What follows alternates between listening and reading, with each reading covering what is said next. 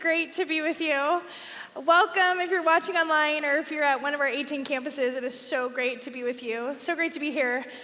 I just have to take a beat because it is so special to be in this spot. I'm so honored and privileged to be standing in a space where so many people who I love and respect deeply have stood before me. My name is Katie Edwards, and it feels special to be up here because, thank you. Well, thanks. It feels special to be up here because Saddleback has been pouring into me since I was 13 years old. That's when we came to Saddleback, my family, in 1988, which feels like 100 years ago. But I was 13, I was in junior high, and so this place has been really special for me. At 14, I met Jesus here in the high school ministry at high school summer camp. That's where I began my relationship with him. Throughout high school, I heard Pastor Rick tell me, I think 600 times every member is a minister, and so by the time I was a senior in high school, I stepped into ministry for the first time and started leading a small group in our junior high ministry. And I've been doing junior high ministry here since then. I love being in this space because 21 years ago this summer, I married my husband here in this room at the Lake Forest campus. And this is my husband, Ron, by the way. I just want to show you a picture of him. Yeah. If you're confused, he's the one in the Rams t-shirt, okay? Just to clarify. I love this picture of him because it really is all of his favorite things. So he loves Rams football, he loves Star Wars, and he loves me. And Star Wars and Rams football fight for number 1 and number 2. I'm clearly third, and that's okay. I knew it when we got married, so it's totally fine. I also have 3 kids. We have 3 kids. Our youngest is 8. His name is Cooper. And this is a pic of Coop. This is how he is all the time. So he wakes up jumping out of his bed, and he jumps into his bed at night to go to sleep. He's just pure energy, pure joy. He's always sticky. He's just the best. He's so fun. I'm also a mom to 2 teenagers. So I have 2 teenage daughters. Those of you who are parenting teenagers understand that our moods swing from time to time. We have some moodiness and some happy-go-lucky, and it goes back and forth between my 2. The front one is Ella. She's 16. She's going to be a junior at Tribuco, and then my oldest was in the back, Abby. She's 19, and she's going to be a sophomore in college this year. My kids really are just so fun. We actually tried to take fancy pictures, and this was the best one of all the ones that they took of my kids. They're so fun. And honestly, we've been raising our kids here at Saddleback. If you're a Saddleback kids leader or a student ministries leader, I just want to say thank you. Thank you for how you've poured into our kids. Thank you for loving our kids the way that you do. Our girls are walking with Jesus because of the life group leaders they've had, the KSG leaders that they've had. Coop is getting to know Jesus in a really cool and exciting way. And so if you're serving in one of those ministries, just as a parent, thank you. Thank you for what you're pouring into our family. It's the best. It's the absolute best. Now, I believe that I have the best job in the world. I know I have the best job in the church. I oversee here at the Lake Forest campus our student ministries team, which is college, high school, and junior high. But these are the people that I get to pastor on a daily basis, which are our junior hires here at the Lake Forest campus. And it is the best. When I tell people that I work with junior high, usually their response is, oh, God bless you, or bless your heart, which really is just translation for you're crazy for what you do. But I actually think junior high ministry is one of the most exciting places to be in the church. It's so cool because they're kind of moving from being little kids to transitioning to be adults, and we get to meet them right in the middle with Jesus at their craziest time and remind them of how much he loves them and the life that he wants for them. It's the best. Best job in the church, maybe the world. So, but I love this place that has poured into me and poured into my family over the years. So I'm really excited to be with you, to pour back into you, and to share with you tonight. We've been in this series called The Amazing Promises of God over the past few weeks, which we've really just been digging into a bunch of different promises. And I don't know about you, but this series has felt really personal because these promises from God are to each and every one of us. And so I love the promise as we've dug into hearing about the promises of heaven, the promises of the Holy Spirit, the promises when we give. Those things have been really, really powerful. And what I want to do tonight is I want to take a look at just one promise. A promise that Jesus made. Now, he made more than one, but I really, really want to rally around one that's super close to my heart. See, for the last 2 weeks, I've been at junior high summer camp, 2 weeks of camp, which were the best weeks ever, which actually was the theme of our camp, best week ever. And one of the statements that I probably said 200 times to our students while we were up there was, the best life ever is a life lived with and for Jesus. Your best life ever is a life lived with and for Jesus. And it's connected to something that I feel so desperate for our teenagers to understand. I want that statement to be true in their lives. When I thought about being in this space with you, man, I felt the same kind of desperateness for us, for that statement to be true in our lives. So the promise that we're gonna rally around tonight, that we're gonna look at, is the source of that statement. It's what fuels that statement of the best life ever. Now we're gonna jump into John chapter 10, and that's where this promise is found. And John chapter 10 begins with a conversation. It's Jesus talking to the Pharisees, and the Pharisees were really just these spiritual leaders of the time. And Jesus is explaining to them who he is, why he came, and who he came for. And so he's having this conversation with the Pharisees, and he's using the imagery of sheep, that's us. He's talking about the sheep pen and the gate is him. So he's using some imagery to help them connect who Christ is, who he is, why he came, and who he came for. But they don't get it. They don't get it. So he goes through Jesus does this whole explanation with the Pharisees, but they don't get it. They don't understand what he's saying.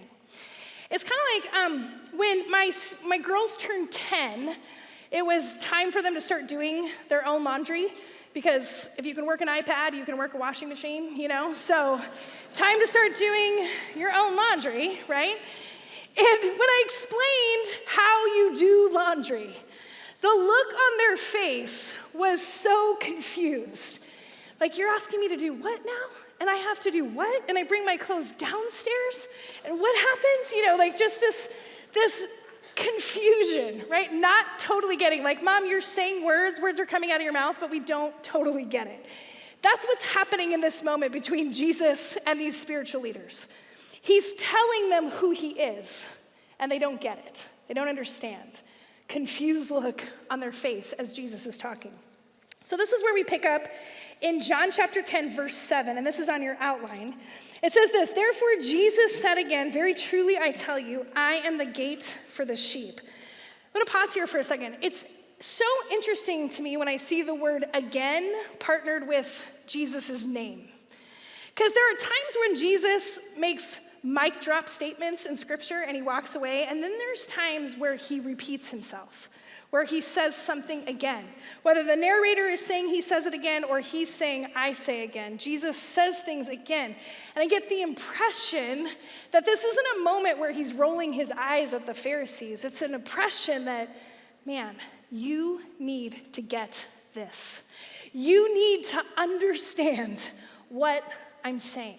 This is too important for you to miss, so I'm gonna say it again. I'm gonna explain it again, because I want you to get this. So verse 7 starts out with, therefore Jesus said again, explaining this to the Pharisees. Very truly I tell you, I am the gate for the sheep. All who have come before me are thieves and robbers, but the sheep have not listened to them. I am the gate. Whoever enters through me will be saved. They will come in and go out and find pasture. The thief comes only to steal and kill and destroy. I have come that they may have life and have it to the full. Now, in this explanation, Jesus gives two pictures and then he hits us with that promise. See, the picture, what he's trying to help them get, what he's trying to explain is who he is, why he's here, why he came. And then he gives them the picture of the thief. Gives them the picture of the thief, which is basically anyone or anything that leads us astray from Jesus, from his voice. It's anyone or anything that gets in between our focus on Christ. It is a thief that steals and robs from what Christ promises to us. And this is what he wanted the Pharisees to get, is that it's not about any of the other stuff or all the other things that you think as these spiritual leaders. It's about me. And so here's this explanation. And then at the very end of this moment, of this explanation, he hits us with this promise. Verse 10, the second part of verse 10, I have come that they may have life and have it to the full. This is Christ saying, don't miss this. Hear me say this. I have come that they may have life and have it to the full. And this is the promise that we're going to rally around tonight. In fact, write this down. Jesus promises life to the full. Jesus promises life to the full. So important that he says it again and again. His promise to us, to you and to me, is life to the full. Other translations in the Bible talk about this life to the full as abundant life, or rich and satisfying life, or real and eternal life. This promise is Jesus came so that you and I could not only have abundance in eternity with him forever and ever through a relationship with him, but that our life here on earth would be abundant, would be full, would be rich, would be satisfying. Man, let that soak in for a minute, because this promise is for you and for me. Christ promises life to the full. Now, he's not promising longer life. That's not part of the promise. He's not promising wealth and riches, even though he says rich and satisfying. It's a different kind of rich. It's like cheesecake rich, like, ooh, rich, you know. He's not promising that we would get everything that we want. He's not promising a life without pain. He's not promising a life where everything goes as planned. He's not promising perfect health. Now, I know what you might be thinking. What the heck is full life if it's not any of those things, right? Because those sound pretty good, right? But here's the thing. A few years ago, I was getting ready to fly home. There was a birthday party, and I was at a conference in Chicago, and I decided I'm going to leave the conference early because I really want to make it home for this birthday party. So I get to Chicago O'Hare Airport at 5:45 in the morning to catch the first flight out to make it back home for this birthday party. Now, if you've ever flown through Chicago, it's a tricky airport to fly through, and sometimes there are delays. And so delay number one hit, delay. The afternoon comes around, I realize I'm not making the birthday party. It's not happening. 15 hours later, at 8 p.m., yes, I finally am catching a flight home to Santa Ana. Now, when I walk up to the flight attendant, a little ticket pops up, and she goes, oh, seat change. And I grab it. It's a first class upgrade that I've gotten. And I was like, oh my gosh, I had never sat in first class in my life. So I didn't know what to do with myself. And I was like, first class, this is amazing. So I walk onto the plane. It's not that I fly first class a lot now. I don't. Okay, so I get onto the plane, comfy seat, blanket. I think it's cashmere. It's so exciting. It feels so good. Snacks and drinks before we even take off. It's just this magical place called first class that I'm sitting in. Now here's the truth of this moment. I sat in that airport for 15 hours. It was miserable. It was the worst day. I missed the birthday party that I was trying to get home for and left the conference early and everything, and I was so bummed. And I was sitting in 1A where my seat was actually 44B, but the reality is that 1A and 44B get to Santa Ana at the same time, right? I wasn't getting there faster. So here's the thing. Sitting in first class was so wonderful, but it didn't erase any of my circumstances of the day. It was a tough day. It was miserable. It didn't make me feel any better about missing the party that I missed, and it didn't get me home faster. But I will say this, it was a lovelier ride. It was a lovelier ride to Santa Ana. It really was. See, here's what you need to understand is Christ does not promise us that life isn't going to be hard, that there aren't going to be ups and downs. He doesn't promise us that all of our circumstances are going to be erased. But life with Jesus is a lovelier ride. It is a lovelier ride. It's not without some of the things, but it is a lovelier ride that he has for us. I think the world makes all sorts of promises that it can't keep, and we as humans, I think, sometimes have a picture of the full life. We have our own ideas about what that should be. And there's a lot of times where we're chasing after fullness, that we have this picture of what the full life is. We think if I can just get into a relationship with somebody, life will be full. If I can just get that job, life will be full. If I can just be accepted the way that I am, life will be full. If I could just have this amount of money in my bank account, life would be full. If I could just own a house instead of rent a house, life would be full. We have this idea as humans of what the full life is, of what it should be. And we chase after those things. But what you need to understand is that those things make temporary promises of happiness. Some of those things in the moment might feel great, but they're temporary. And Christ offers this promise 24/7, and it's permanent abundance, permanent life to the full. But it might look a little bit different than our idea of what life to the full looks like.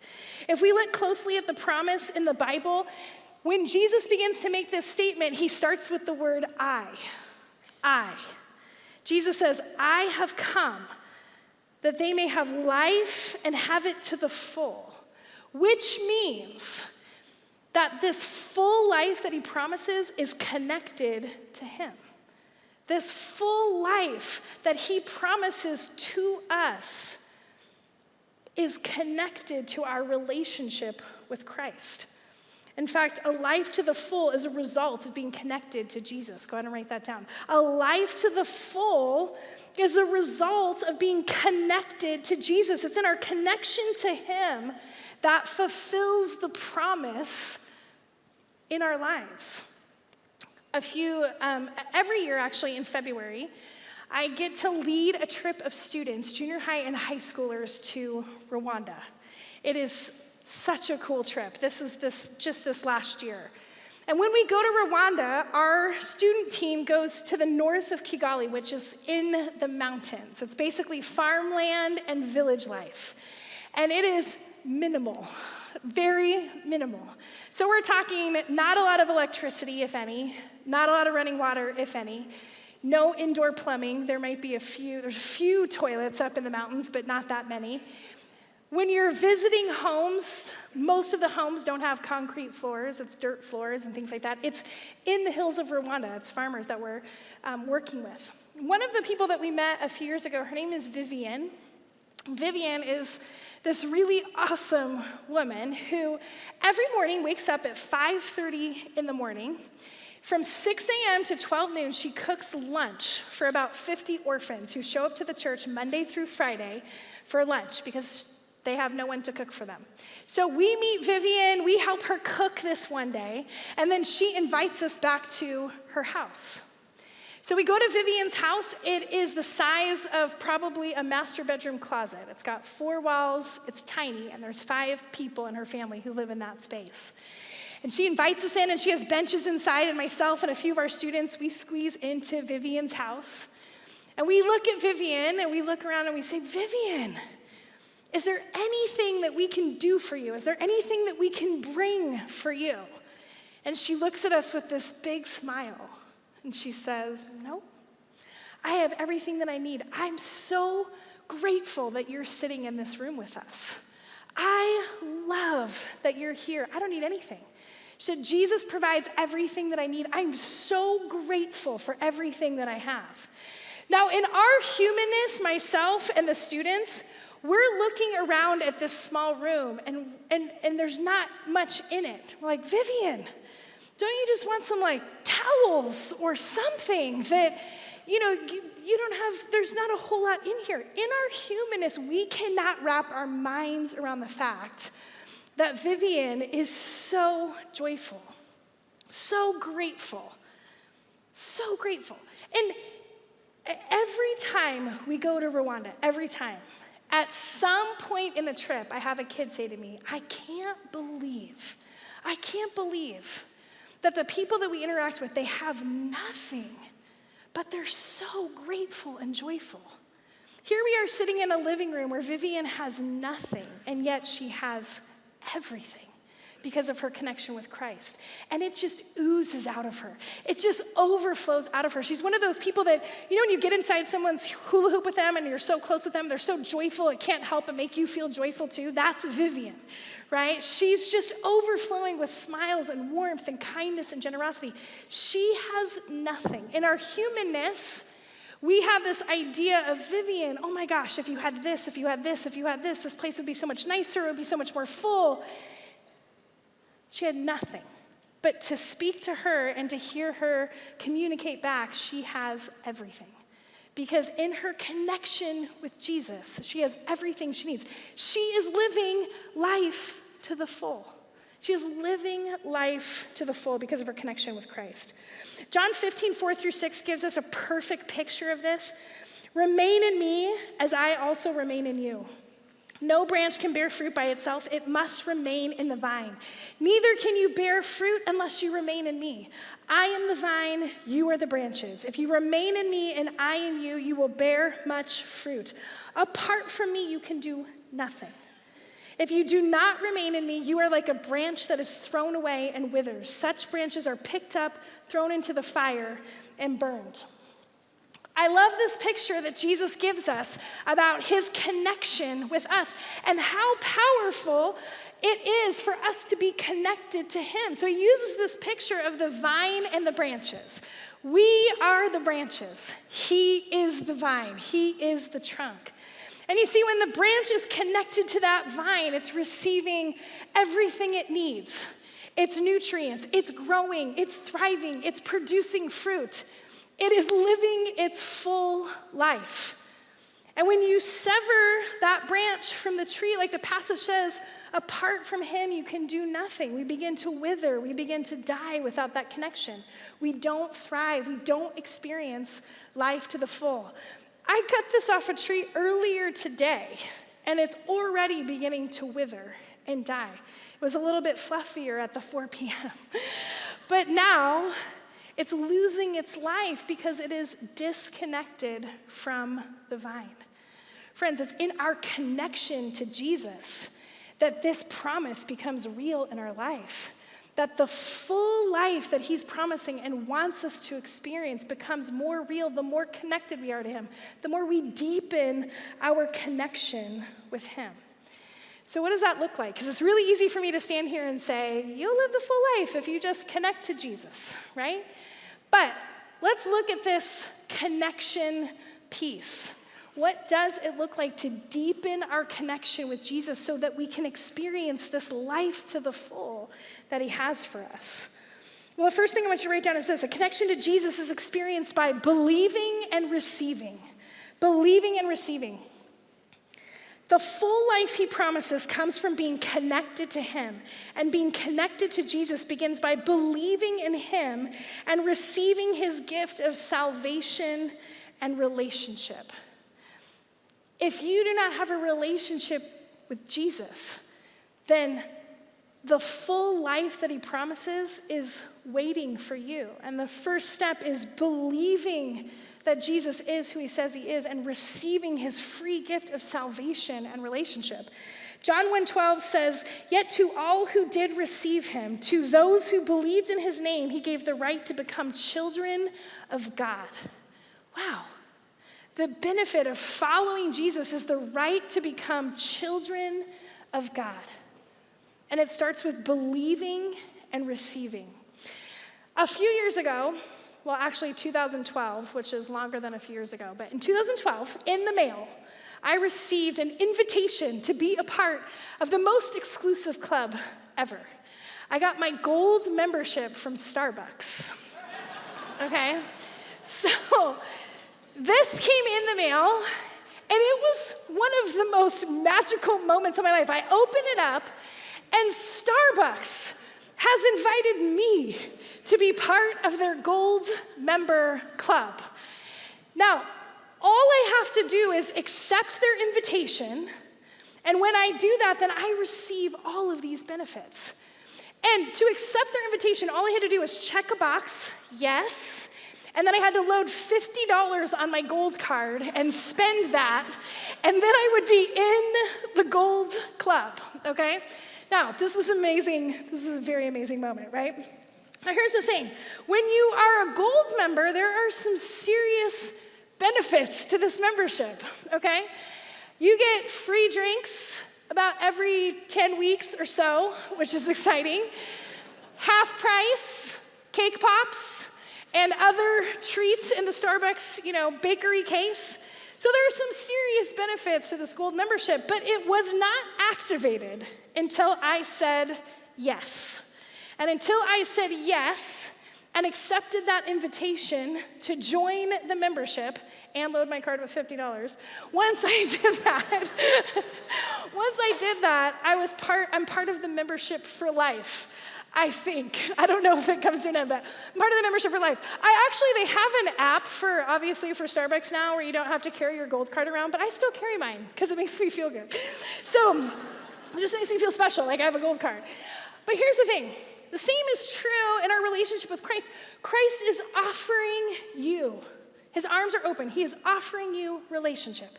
He is offering you salvation. He is offering you a life in eternity with him, and he is offering you a full life here. Those are the benefits to believing and receiving his offer. In fact, John 10:9-10 talks about some of these benefits. It says, I am the gate. Whoever enters through me will be saved. Benefit. They will come in and go out and find pasture, finding pasture, contentment, hope, unconditional love. Benefit. The thief comes only to steal and kill and destroy. I have come that they may have life and have it to the full. Benefit. That this is what it looks like to become a member of the family of God. That the benefits to having a relationship with Jesus are salvation and pasture and this full life. Deepening our connection to him begins with believing in who he is and receiving this gift from him. Another way to deepen our connection to Jesus, which means experiencing this full life that he promises, is a connection to Jesus is also experienced by trusting and obeying. By trusting and obeying. When we trust Jesus and we are obedient to what he asks of us, that deepens our connection with him. And it's in our deeper connection that we experience life to the full. A few years ago, my husband and I, our oldest daughter, Abby, when she was about 7 or 8, she came to us and she said, I'm lonely, and I think you guys should have some more kids. Yeah. And so we were like, okay, I don't know, you're cool. We like having just you. But we decided to, talk about it and pray about it. We looked into adoption and kind of went on this journey of how maybe we could grow our family. And a friend came to us and said, hey, have you guys ever thought about foster parenting, fostering to adopt? And to be totally honest, we had a quick response to that. We said, nope. Mostly because there was a stigma around fostering. And Ron and I didn't want to get into the mess of other people's families, into brokenness. We just didn't know. We had no idea what was happening in the foster system, but from the outside looking in, it didn't seem like something we wanted to be a part of. Now, she invited us to go to a class, and she said, why don't you guys just check out this class? And we were like, gosh, I don't know, maybe. So we go to this class, and in the class, we get this education about Orange County and the foster system, about how many kids are in need of a family, about how many birth parents are in need of encouragement, about how many social workers are just fried and they are looking for love and light and encouragement. I mean, we just got this crash course in this huge need. So we drive home, the car ride is silent, and we decide to go to our own corners and pray about it. And we come back together, and we both look at each other, and we said, we have to do this. Can't not do this. And Jesus is impressing upon us and telling us we have to do this. Now, let me be clear. Ron and I would not have chose this for ourselves. But because Christ was asking us to trust him and to do this and to obey, we decided to step into this.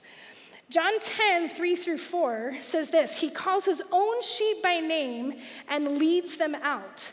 When he has brought out all his own, he goes on ahead of them, and his sheep follow him because they know his voice. In this passage, he leads them out, and his sheep follow. And this is what happened. Christ told Ron and I, this is what I want you to do. I want you to get into the foster system, and I want you to go in with just hands open. And I'm asking you to trust me, and I will be there every step of the way with you. But just trust and do what I ask. So we stepped in, and over the course of 8 years, we fostered 6 kids long-term, and then we ended up adopting 2 of those kids. Our youngest 2, Ella and Cooper, are adopted out of the foster system. When I look at this picture of my kids and my family, when I look at this picture with Coop and Ella, we would not have chose this life for ourselves. We had an idea of what the full life looked like, Ron and I, and it did not include messy things or broken things or things that were uncomfortable. We had an idea of what our full life is, and it was this cool life with just this one kid. We thought that was the full life. But when I look at this picture of Coop and Ella, and I think, oh man, Jesus' idea of what the full life was for Ron and I was so much bigger and better than anything that we could have imagined for ourselves. And when I look at my younger 2 kids, I think, man, we could have missed out if we stuck with what our own ideas and what our own humanness thought the full life was. But because we stepped into trust and obedience, on the other side of that obedience, God showed us his picture of a full life, this full family that we couldn't have anticipated, this full home, this fullness that now we are so grateful for. And I don't tell you this story to say Ron and I are heroes because we've stepped into the foster system. We're not. We're sheep. Ron and I are sheep. We listened to our shepherd's voice, we trusted, and we obeyed. What is Christ asking you to trust him in tonight? Is he asking you to trust him in something and to follow his voice and to obey what he's saying? Because on the other side of that obedience is a deeper connection to Jesus, and it's in that deeper connection to Jesus that we experience this real promise of the full life that he has for us. Another way that we experience this deeper connection, a connection to Jesus, is experienced by loving and serving. Loving and serving. When we love and serve his people, that deepens our connection with him. 1 John 4:19 says, we love because he first loved us. Pretty straightforward passage. We love because he first loved us. When we love and serve God's people, that deepens our connection with him, and it's in that deep connection that we experience life to the full. But I asked a few other people to come along and share a little bit of their story. Some of my student ministries leaders who are going to share a little bit about how their connection to Jesus has deepened because of the way that they're serving and loving teenagers. Check this out. My name is Layla Kimball, and I'm a senior at Trevico. I've served in high school ministry student leadership, in junior high ministry, and I've served globally on a peace trip to Rwanda. My connection with Jesus has begun to deepen as my faith has gone from an inward desire of fulfillment to an outward expression of love. My anxiety and stress has lessened as my prayers for students have been answered in incredible ways that can only be explained by God. Through every single student that I have intended to serve, God has always been able to serve me in return through them, and that's what's really cool about ministry. My name is Taylor Bird, and I'm 30 years old, and I serve with junior high ministry. When I was 23, I worked with junior hires for the first time, and God really showed me that I have gifts and a calling to work with that age. Several years ago, I lost my confidence, and I felt like God couldn't use me anymore to work with students or to help and love serve people. But since moving back to Orange County with my wife and jumping back into JHM, I've got a first-hand look at what God is doing in the lives of students, but at the same time, He's given me a first-hand look into what He's doing in my heart. When I watch students grow in their faith, it inspires me to grow in my own and to discover more about Jesus than I ever had before. And I know that God has called me to work with students and that He's going to continue to call me to. And as I do that, my faith is just going to continue to grow for the rest of my life. Hey, my name is Billy Henzo, and I lead an awesome group of senior guys in HSM right now. And I've been their leader, through Bible studies and HSM camp and all that great stuff. But also I've been part of this amazing community of other leaders that have all been, leading alongside me, but we're able to share in each other's burdens, celebrate each other's, big wins and also like small victories. And I've deepened my faith so much more in serving in this community than I ever would have if I just remained on an island and tried to do ministry by myself. So I'm so thankful for the SSM community, and I'm really excited to see what God does in the future. My name is Stacy, and I currently serve as a life group leader for 12th grade girls, and I've led them since they were in 7th grade. Serving in student ministries is honestly the greatest joy of my life. I would say it's one of the biggest ways my relationship with Jesus has grown consistently over the years. I feel like I get a front row seat to what God is doing in the lives of teenagers, and that's so inspiring. But even more than that, God has touched my own heart so personally through serving in student ministries, in the way that students ask questions, in their ability to be open and honest and vulnerable, in their passion for life, in the way that they so enthusiastically love me back. God has opened my eyes to how deep His love is for me and has helped me grasp His truth in my day-to-day life. I want my own relationship with Jesus to be passionate and honest and fun too. And I'm so grateful for the way serving in student ministries has shown me that. When we love and serve His people, it deepens our connection with Him. And it's in that deeper connection that we experience the full life that Christ promises. Now, there's all sorts of ways to love and serve His people. There's ways here within the church. There's so many different ministries that there are people that need you to come alongside and love and serve them in the name of Jesus. There are people in our community who are not part of our church who need you to come alongside of them and love and serve them. And there's people around the globe who need you to step in and love and serve. When we love and serve God's people, it deepens our connection with Him because it makes us more like Him.